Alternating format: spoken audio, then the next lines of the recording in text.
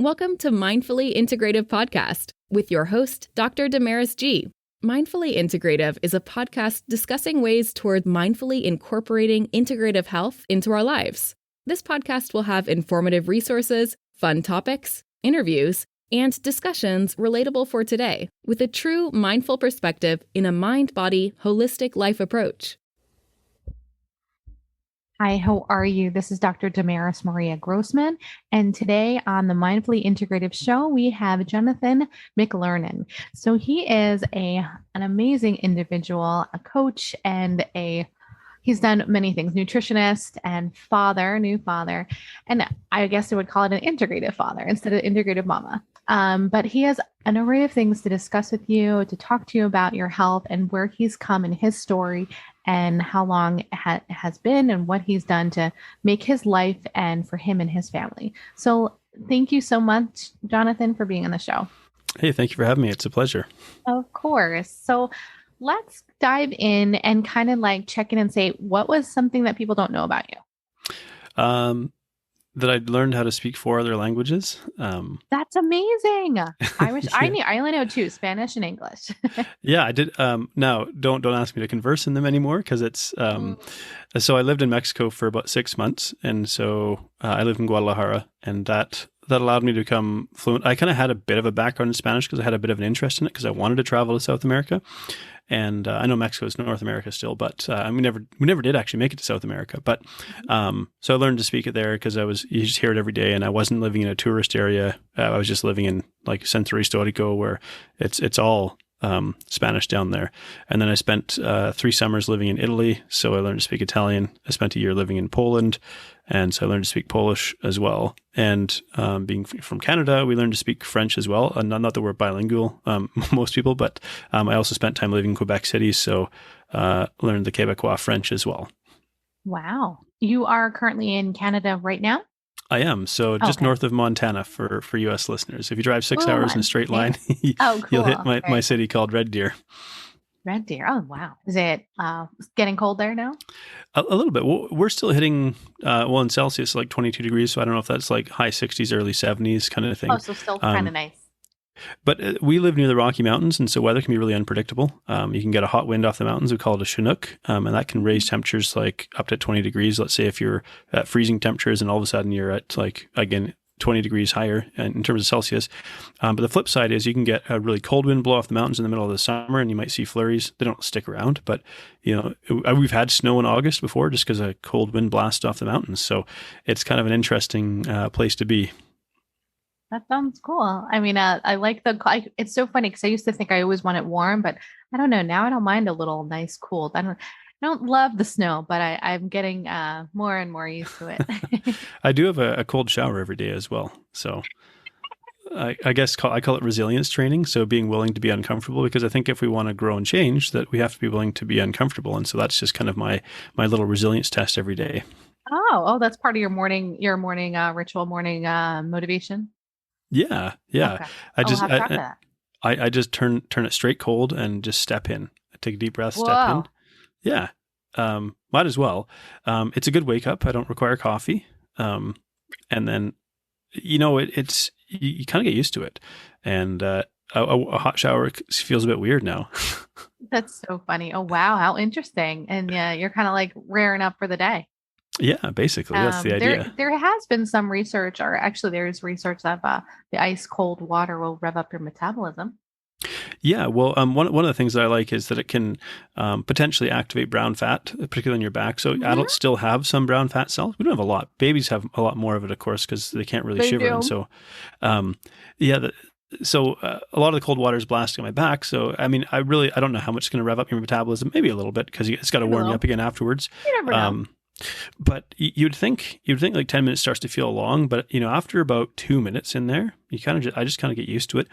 The other part of it is I have a couple of hip issues from a few motorcycle accidents. And so usually I'll have my cold shower right after I do a ride on my recumbent bike. And so it kind of helps with recovery. So it's kind of like hot, cold kind of thing. So yeah.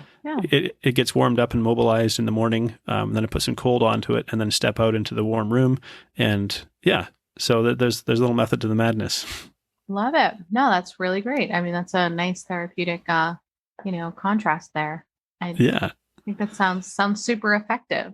So let's talk about, your story and, how you're kind of in this traditional integrative path. And, I know that you're a freedom coach and a nutritionist, but how exactly did you end up where you are now? What exactly kind of transitioned you to this kind of path? And tell us a little bit about that. Yeah, I'll give it to you in a coconut-sized nutshell. How about that? Okay. Yeah. I mean, we have it's a little small show, but, you can, dive into at least the parts that, we can kind of dive in, and then they can reach out to you more. Yeah. So, I mean, I was an athlete in my 20s, primarily played basketball, volleyball, rollerbladed everywhere, that kind of thing. My wife and I spent 3 years traveling around the world. And partway through that time, I was attacked while living in South Africa and nearly beaten to death. And so that was... Oh my gosh. Wow. Yeah, that was a really traumatic experience to go through. And nothing really prepares you for that. And so as a result of that, the trauma, I started to eat a lot. So rather than turning to, say, drugs or alcohol to cope, I turned to food as my coping mechanism, and I became a binge eating food addict. And that's a really difficult pattern to break. And so I went and tried many, many different diets, because once I gained a lot of weight, gained over 100 pounds, it's a lot harder to lose it. And so I tried many, many different diets and ways of eating and so on.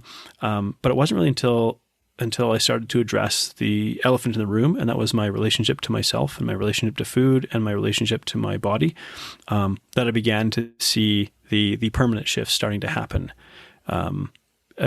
When I struggled with weight loss, I started to become very angry at my body, very spiteful towards it, because it wasn't doing what I wanted it to do. I remembered what it was like to be an athlete. And so it really took another coach working with me on self-love and self-compassion to sort of really effectively go down that healing journey that I needed to go down.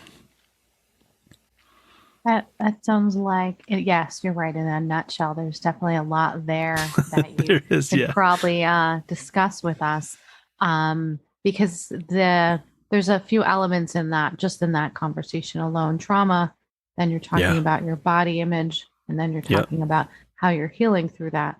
So that in itself, you must have obviously figured out that there was not one pill or one therapist that could get you to where you needed to be. No, a lot of help. And to anyone who might be struggling, it's like, don't ever try to solve this yourself. There's no medal for martyrs, I like to say. There's not a sign of weakness to get help. It's actually a sign of intelligence. Human beings are wired to learn and connect from other human beings. And there's this real power in that, rather than struggling alone in isolation.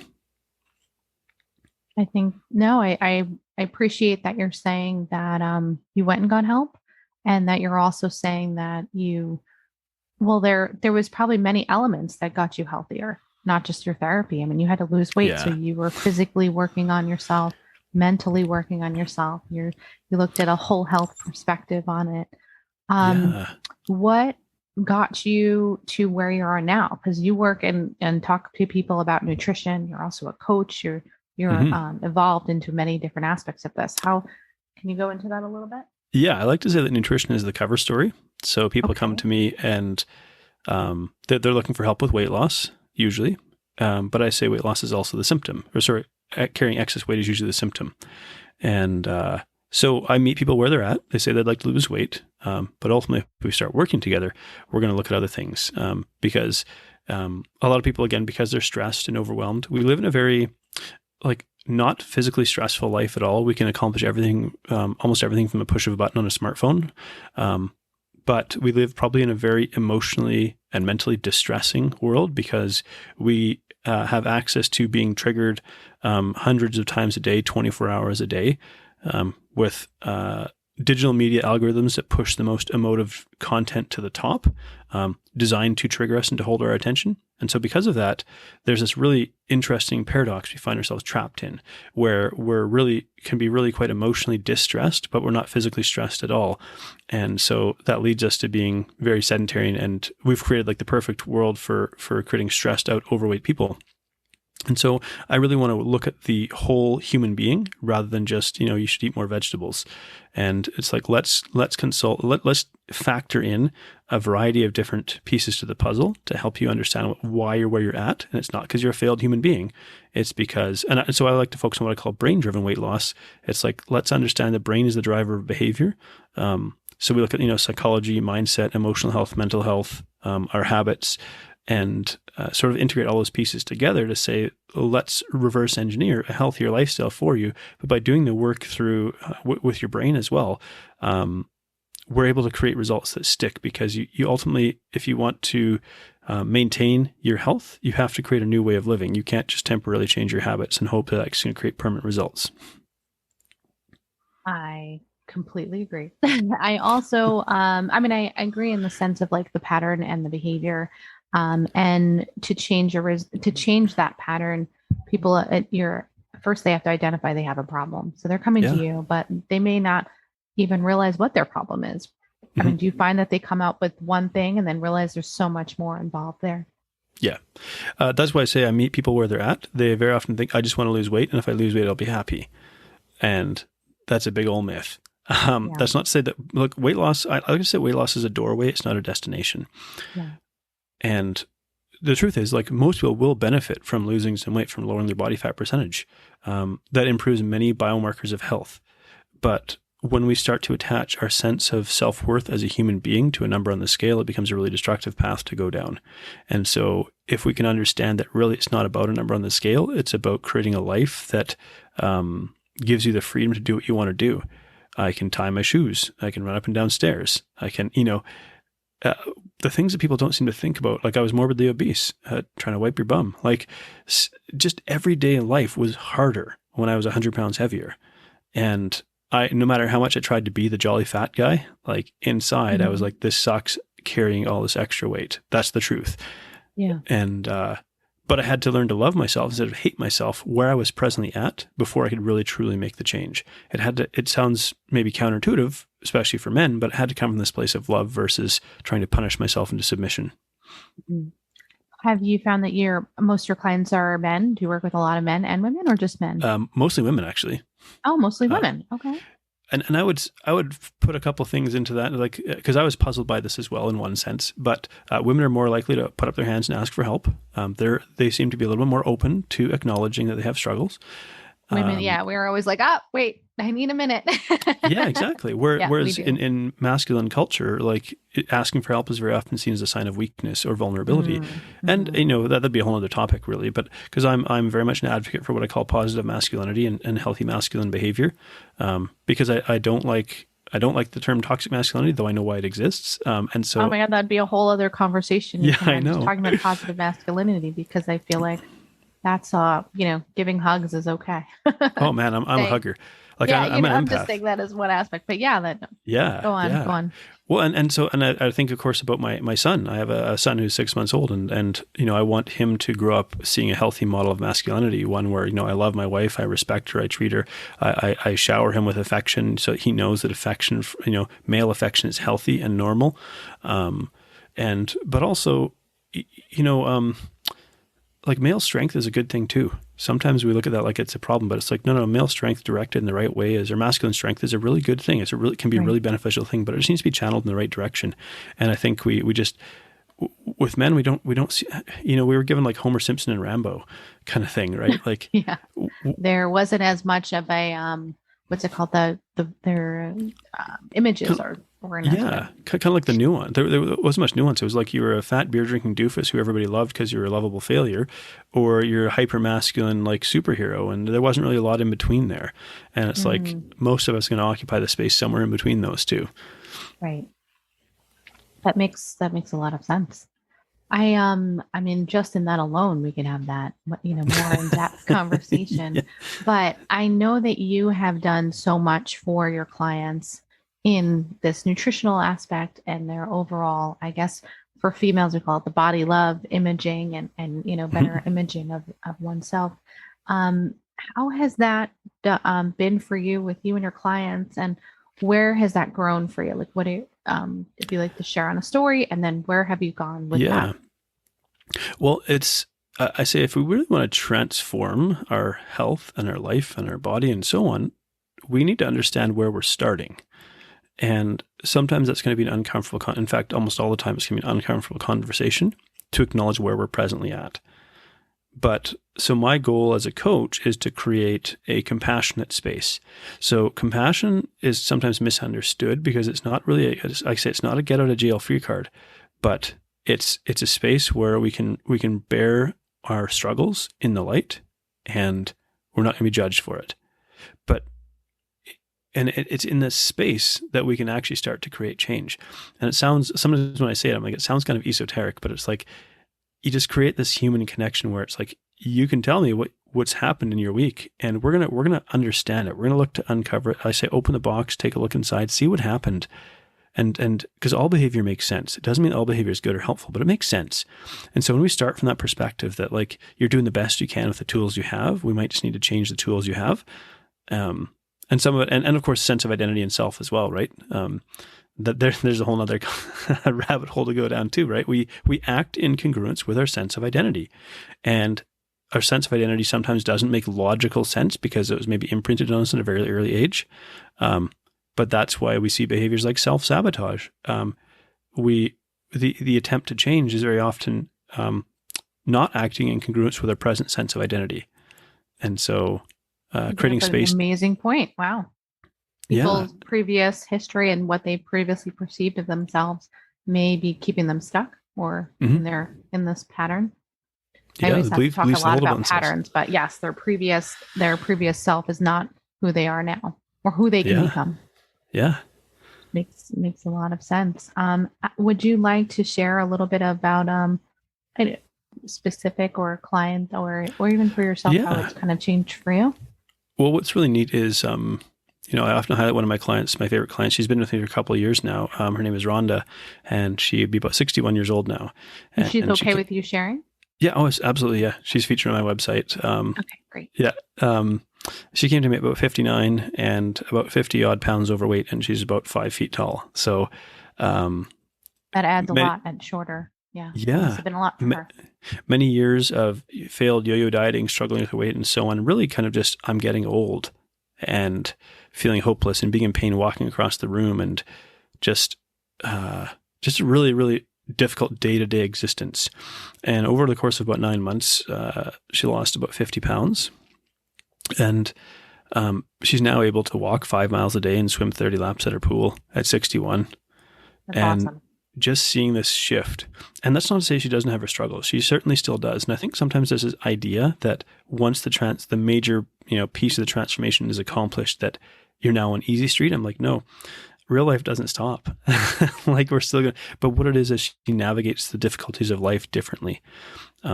She doesn't turn to food so much to deal with her stress. There are other ways that she navigates that. And so, it's really, really, that's really gratifying to see. That's why I love what I do, is like when I see that kind of change being accomplished, it's like, it feels really meaningful and impactful. And I think she's particularly inspiring because, at 60, you'd think like, oh my gosh, I'm over the hill. And she's proving that you're not. She's also kind of saying that she didn't give up on, the age of where she's at. She kind of, just because I'm achy or I'm, things aren't moving the way it is. She took the initiative to change. That's pretty monumental, because I feel like sometimes people do give up. I mean, they give up, there's always some sort of excuse of sorts.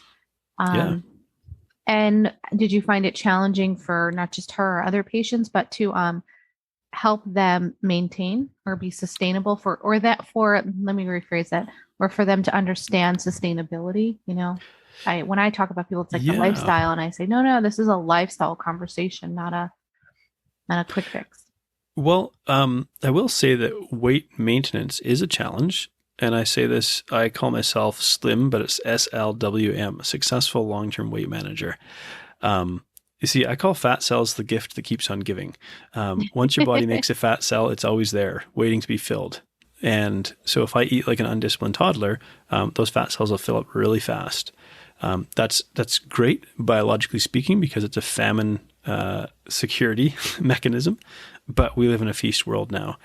And so kind of understanding that we're always going to have to be mindful in one way or another about what we put into our body. Like there's not an end point to this, can be challenging. But the way that I work with people is we kind of reverse engineer a healthy lifestyle piece by piece, kind of habit by habit, behavior by behavior. And so that it's not imposing a whole bunch of rules overnight, but we put one piece in place, make sure it's secure. Then we put the next piece in place, make sure it's secure, and so on. And in doing that, it doesn't feel nearly so overwhelming. So by the time we get to the end of, I have a program called Lifestyle 180. It's a 180-day program, and that's exactly what we're doing. Is we're building, reverse engineering people's healthy lifestyles piece by piece. And so rather than introducing overwhelming change overnight, we introduce subtle changes and just keep building on them and building on them. And then there's this cumulative effect where it's much more likely to stick because we put that time into it. 180 days sounds like a lot, but it sounds like if people put the effort and time, it goes by fast. It blows my mind how fast it goes, because it does sound like a lot, but hey, if you want to live 10, 20, 30, 40 more years, like what is 6 months? It's like, it's going to come anyways. And, your clients that take that, you try to get them to be serious about what they're doing. Yeah. And you see, it's not like working with a coach isn't actually like this perfect linear journey, where we lose 2 pounds a week or something like that. It's like, there's going to be ups and downs. There's going to be good weeks and there's going to be bad weeks. There's going to be weeks where you're on cloud 9 and weeks when you're in the pit of despair. So I like the analogy. I call it the tunnel of sewage, actually. Oh gosh. Okay. So explain that. This is my analogy for a transformation journey. And so what people would like is, I show up and we got a couple of unicorns and we're going to climb the rainbow bridge into the clouds and we're going to walk across the clouds to this new destination and it's going to be easy and effortless and life's going to be perfect. But in real life, it's not like that. It's messy and it's dirty and it's dark and it's a struggle. And so real transformation is you're standing in front of this tunnel and it's filled with waist deep sewage. But you're ready for change. You're mentally in that place where you're like, okay, I'm going to embark on this journey. So you got your hip waders on and you're going to wade through. And the other side of this tunnel is, $10 million. But it's not a straight tunnel, so you can't actually see the end of it. I come along with a couple of kayaks and say, hey, it looks like you're getting set to go through the tunnel of sewage. I'm going to go with you on this journey. It's going to stink. It's going to be dark. I did bring headlamps, so I can always illuminate our present condition and kind of a little bit ahead, the road ahead. But you got to row your own kayak. Like I can't row it for you. And at the end of it, we disembark and you're on your way and I go on and help the next person. So I'm like a tunnel of sewage tour guide kind of, yeah. But that's a really great analogy. Have you found people, obviously you have maintenance, but you have an array of clients, but I love the way that you're rowing them, you're empowering them to row their own kayak. They're getting them into the right direction. Because instead of thinking, oh, I'm the one that's going to do it for you. No. Yeah. And it's really, so very often people are overwhelmed by the time they come to me and just tell me what to do and I'll do it. That's the overwhelmed response. That's very disempowering. So rather than that, what I do is I say, like, I'm your tour guide. I'm not your Sherpa. In other words, I'm not carrying your backpack for you because I can't. And that would be, that disrespects your autonomy and individuality. So instead, I say, let's pick this one principle, and here's a starting point for you. I want you to try to implement this into your life, but over the next 2 weeks, as we try to build this into your life, you're going to shape this to suit how it works for you. Because like the fundamental principles of being healthy are not overly complex, right? It's, quality nutrition, quality sleep, stress management, regular activity, hydration. But how do we take that principle and shape it in such a way that it works for you and your individual life? So when I work with somebody, I say it's like two experts collaborating. So I'm not a dictator. I'm an expert in nutrition and psychology, but you're an expert in your life and your own life experience. We need both sets of expertise to successfully accomplish this transformation. And so I'm going to definitely empower people to have an active hand in the transformation, because when we're finished working together, I don't want them to collapse because I was the one holding them up. I want them to stand on their own 2 feet and feel strong and empowered. And so I like to say that my hope is to create referral business, not repeat business. I want to do such a good job working with people that you can't help but tell other people about it. Word of mouth is monumental. And then that authenticity of yourself. I mean, I can just see it when we spoke even before the conversation, who you are and trying to make a difference. You're trying to make a difference for your clients, for yourself, and without having it to just be like, okay, you're referring me because I'm doing the job that you need and I'm helping you get to the goals or to the, to the, not necessarily destination, but to one part of the equation, right? Absolutely. So this is an amazing conversation and I appreciate, you being on. Do you have anything that you would like to share addition about what you're doing and how people can reach you, or just a little initial mindful tip, and then we can share how they can reach you? Yeah. And so my mindful tip would be change starts with compassionate awareness. What I mean by that is, because you might have heard the phrase, awareness is the first step to change. That's only partially true. Sometimes when we become aware of our unhelpful behaviors, we start to judge ourselves and we start to treat ourselves worse and we start to retreat and try to bury our head in the sand. So when we include the compassion piece, we're now able to see ourselves as we are in a present condition and not use that as ammunition to beat ourselves up. But if we want to change, we have to become, a lot of our behaviors are automatic and they're habitual and they're driven by something other than our conscious awareness. And so if we can, let's say, for example, I'll have people make a food journal. And the act of taking a photo of your food means you're now going to eat that food with more conscious awareness than you were before. So now you're going to eat a little bit more mindfully. So that's why I say it's the compassionate awareness is the most powerful step in creating change. I love that. I think that people don't have enough compassion in general, and then compassion awareness in many other aspects. So that's really beautiful. Thanks for sharing that. In addition, how can we reach you, Jonathan? How can we touch base with you? Because I know you have a number of businesses and you're a busy dad, but I want those to listening and watching to be able to connect with you. Yeah. freedomnutritioncoach.com is my website. I also have a podcast called Wellness Unplugged, and I like to call it Between the Before and After. So maybe it's really a conversation with people who've overcome something, but we want to talk about, because in social media, we just see the glamour, like the before and the after photo. We don't really dive into the journey in between. And that's kind of the things that I want to talk about to help people understand that it's normal to struggle. And what overcoming actually looks like versus the highlight reel that social media shows us. And then maybe I could offer people a resource. I have one called Crush Your Cravings, and it's really to help people with things like emotional eating and boredom eating and whatnot. And so they can go to freedomnutrition.rocks/crushyourcravings. Love it.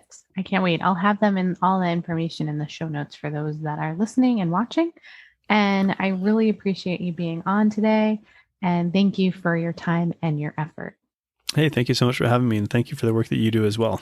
Oh, I really appreciate your time. So those listening, thanks for joining in. And as I say, each one of you, make sure that you find a mindful way each and every day and have a little compassion awareness today and give yourself a little breath, a little minute. So thanks again. And you guys have a wonderful day. Bye. Thank you for listening to the Mindfully Integrative Show with Dr. Damaris Maria Grossman, family nurse practitioner. This podcast is for informational and educational purposes only and is not the substitute for professional medical advice, diagnose, or treat. Always consult your healthcare provider before making changes to your healthcare routine. Make sure to subscribe so you don't miss an episode. If you enjoyed our show, please support us by leaving a mindful review on Apple Podcasts or your favorite streaming platform. Interested in being a guest or more information? Email us at info@mindfullyintegrative.com. For resources mentioned in the show, visit our website at www.mindfullyintegrative.com. You can also connect mindfully with Dr. Damaris on her social media links found on the site. May your strength and peace guide you to find a mindful way every day. Namaste.